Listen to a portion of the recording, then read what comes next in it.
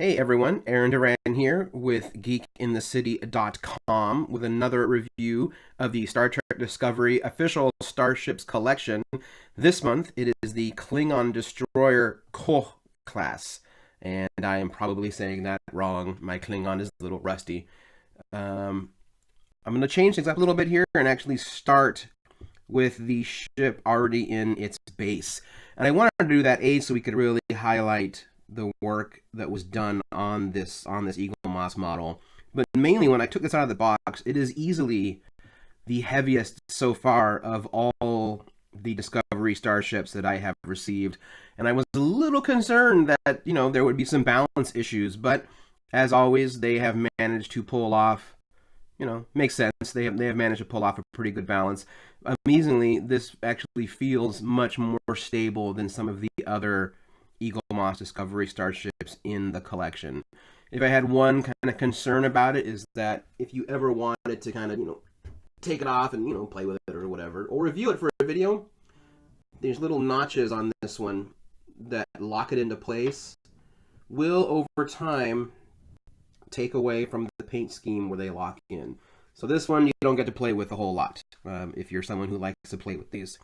I will say that this also has some of the best paintwork I have seen on any of these. I mean, this paintwork is always really strong on these ships, but this one is very impressive. This one reminds me of some of the really amazing detail work on people who work on like the Warhammer miniatures, stuff like that. In fact, this has very much a Warhammer vibe to it.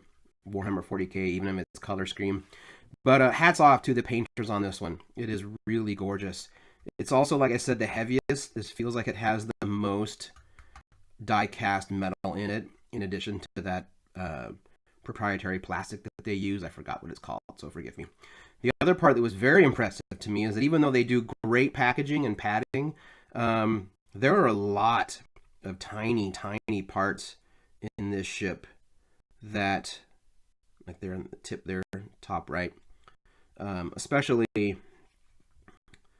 in this area in here, they look like, batleths or macleths sticking out or whatnot. These are tiny, tiny little bits here. I mean, it's really hard to emphasize just how small and delicate some of these pieces are, and yet they're strong. Like, they can take some movement. If you drop this ship and it lands on any of those parts, then, those parts are goners. But it's not going to be for a lack of Eaglemoss not trying to put together a strong model on this one. It is, it's really well designed. My hat's off to Eaglemoss on this one. It's very, very strong. Has a good organic look, which is something I know they're going for with the redesign of the Klingons in Discovery. I do enjoy this piece more than the Bird of Prey Raider. Like I've heard before, that Raider ship just doesn't speak to me at all. This is probably my second favorite of the Klingon ships we've seen in the show so far. The first going to the sarcophagus ship. But overall, this is a really impressive model from Eaglemoss. It's a little trickier to mount on this one.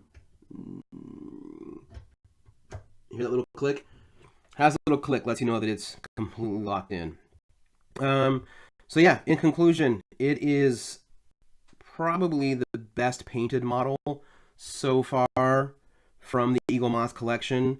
And even though it has all of these incredibly delicate parts on here, it also feels like one of the most stable of the Eaglemoss collections. But yeah, just don't let it fall, because it will clearly break on those little parts there. And right before I sign off, see, it's hard to see with the holder in place, but that disc area on top is not actually connected. I mean, it is connected, but they could have cheaped out and made it just one kind of bump that sticks out of the ship, a protrusion, but they actually made sure and followed the 3D modeling, and it has a tiny, tiny little like elevator or connection shaft that actually builds that disc in there. And I appreciate that attention to detail on these ships. So yeah, there it is. My thoughts on the Qugh class destroyer for the Klingon Empire. It's solid. This is a really good model, and hopefully a sign of yet more quality to come. As a whole, the entire Discovery line has been really strong.